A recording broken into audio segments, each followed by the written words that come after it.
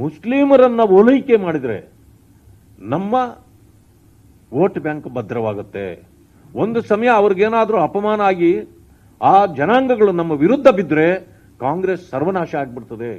ನೋಡಿ ಎಷ್ಟು ಹೆದರಿಕೆ ಇದೆ ಅವರಿಗೆ, ಎಷ್ಟು ಹೆದರಿಕೆ ಇದೆ. ನಾನು ಹೇಳ್ತೇನೆ, ಯಾವತ್ತೂ ಕೂಡ ಮುಸಲ್ಮಾನರು ಬಿಜೆಪಿಯ ಪರವೂ ಅಲ್ಲ, ಕಾಂಗ್ರೆಸ್ ಪರವೂ ಅಲ್ಲ. ಅವ್ರು ಯಾವತ್ತಿದ್ರು ಆ ಧರ್ಮದ ಪರ. ಇವತ್ತು ನೋಡಿ, ಮಳೆಗಾಂವ್ ಅಂತೊಂದಿದೆ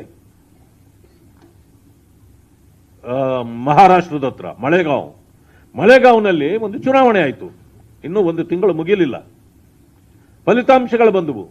80% ಮುಸಲ್ಮಾನರಿದ್ದಾರೆ ಅಲ್ಲಿ. ಮುಸ್ಲಿಂ ಲೀಗ್, ಮುಸ್ಲಿಮ್ದೇ ಒಂದು ಪಾರ್ಟಿ ಮಾಡ್ಕೊಂಡು ಮುಸ್ಲಿಂ ಲೀಗ್ ಅಂತೇಳಿ ಅವ್ರೇನ್ ಮಾಡಿದ್ರು, ಚುನಾವಣೆಗೆ ನಿಂತರು. ಕಾಂಗ್ರೆಸ್ ಜೊತೆ ಸೇರ್ಲಿಲ್ಲ, ಬಿಜೆಪಿ ಜೊತೆ ಸೇರ್ಲಿಲ್ಲ, ಮತ್ತೊಂದು ಪಾರ್ಟಿ ಜೊತೆ ಸೇರ್ಲಿಲ್ಲ.